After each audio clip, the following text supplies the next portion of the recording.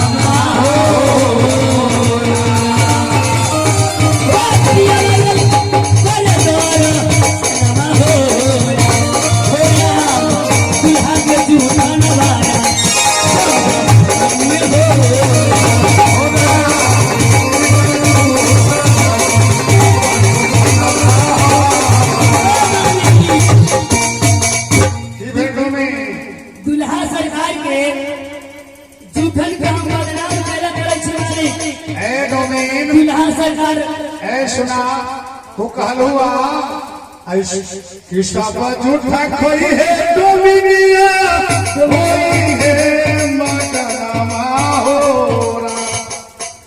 रहा दुल्हर झूठा बदनमिया हो रहा ऐ डोमिन जिनकर चरण सरोरा लागो बताइए जिनके चरण के स्पष्ट करने के लिए लाखों जोड़े ऋषि मुनि तरसते हैं, आप उनके जूठन को बदनाम करते हैं। दुल्हा सरकार के जूठन के बदनाम पहला कह लिया। दुल्हा सरकार जुलूम करके पर करके माली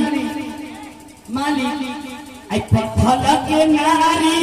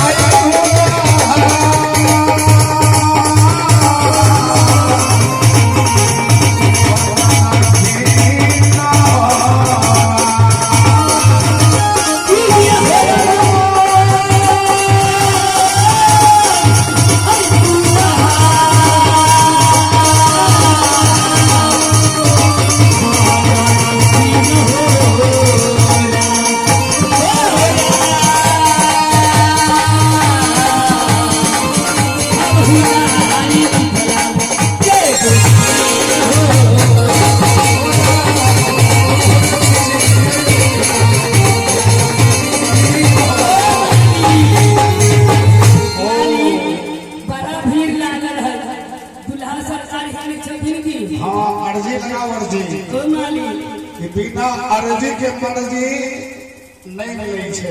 ओ दुल्हा सरकार, क्या बात है? क्या बात है?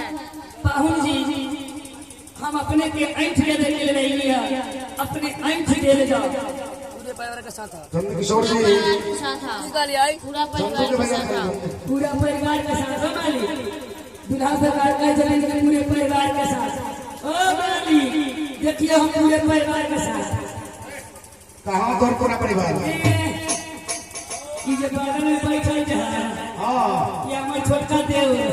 अच्छा साउंड किन के लिए वजह से दर्दनायक रहे छे। साउंड हन कहला सुपर स्टार श्री राधे के स्टार। ओ मालिक हाँ ये जे देखै छै हिंद का कि हमर भैंसुर हथिन मालिक की कहै छी मालिक। ओ मालिक आई मझला देव मालिक।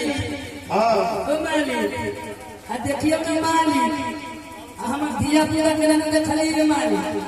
धिया पुता देखियो बड़का बेटा हुआ है मालिक। ई सब तोरे हो एते दे 10 कम में लगे छो धिया पुता ना भाग बुझाई है। ओ मालिक देखियो ना बेटी हमारी असीम है के बेटी उठा उठा की कहै छी बाबा के बेटी के सुन गए के बाप का देखली है। ओ मालिक जेने मन तेने सुत रहै छै।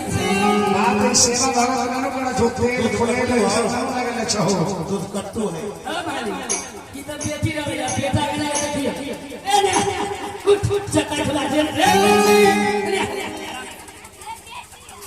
ओ मालिक ई ओरिजिनल ई पक्का तोहरो ओरिजिनल बुझात छै।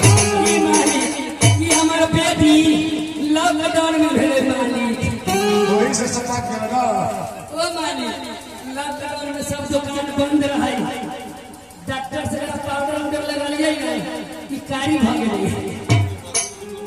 ये बात करे चलिए आए ना देख रही है ठीक नहीं थी मालिक। बउआ के बेटी बैठा हुए पप्पा को ना तब भोज खिया हो बैठा कर जा सुत रहा। ओ मालिक या जी हां ओ मालिक ओ मालिक रे मालिक अरे बाप रे बाप ये मेरे घर के न चले लगा। ओ मालिक के मालिक के काकी के हमर करो आगु दलाइए गेले हे काकी। ओ मालिक की भेलो ई बुढ़िया काकी अभी तक चिया रही है हंसैया। ई बुढ़िया काकी रोज दिन हमरा के जाई छथिन। हां हमर भूमि के सुगर है पचकनमा भोली सुगर भूमि सुगर। हां उ मालिक बियाह है 17 गो बच्चा के रही है मालिक चौथा में। अच्छा ओकरा दूध होय मालिक 4 कनवा 4 कनमा 2 कनवा दूध। हां सुरेश जे है हलवाई हलवाई ओकरा दै छै मिठाई बना दे ओ सुरेश साना मिष्ठान भंडार में। हां आहे कोई से तो 100 वाली ओई में तो हम एक बट बट मतलब इनो में रात मिठाई मिठू जी ए मिठू जी मिठाई। हां 2 किलो दूध सुरेश जी के आ 1 किलो मिठू जी के किराना दुकान है। मसाला उसला वाला हमरा कहल किन के डोमिनिया। हां पैसा दिन है बंकुन कति हल्ला करत रहै छी। बात है जे एक घर पे आज के बस आगे के चाहो सुनी ना कल के मिठू जी के डोमिनिया 2 किलो सुरेश जी के दे देही तो 1 किलो हमरा दे दी है। कहला है कि श्री हनुमान आराधना मंडल प्रयाग बंदवारी योजना श्री वैदेही विवाह बाग मंडली सखा पता शिवदासपुर कटरा मुजफ्फरपुर बिहार जिनकर प्रोपराइटर श्री गुलाब श्री राजी माली सचिव अपना कहीं सुनामा जी कोन सहयोग। सुनो ना सचिव बदला गए हैं। सुनो सचिव एगो प्रधान के छथिन राम कुमार राम वो छथिन माली भूत भर के लिए डोमिनिया 1 किलो दूध दे दी है। व्यास जी के पूरे मंडली आने वाला है।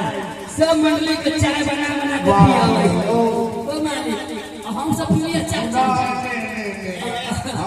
अभी कहाँ के ढोलक गया लगा फूल के पिया वही में चाय बना मालिक। अच्छा बड़का बड़का आदमी मिल के तो ना कुछ भेले हम सब में की होता है। 250 ग्राम के बुढ़िया काकी के पेट के चाय अब भी अल्लाह की हमरा में हम ओ माली हे अनार पनी दो मोनी के दो कहां दे दो मोनी के दो कहां दे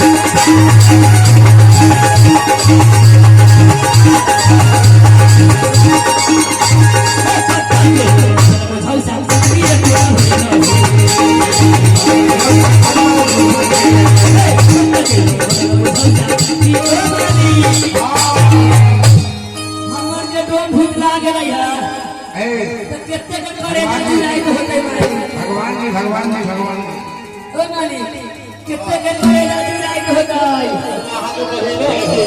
ओ माली अब भुकाने वाले बहन है कि ओ माली की कहै छै माली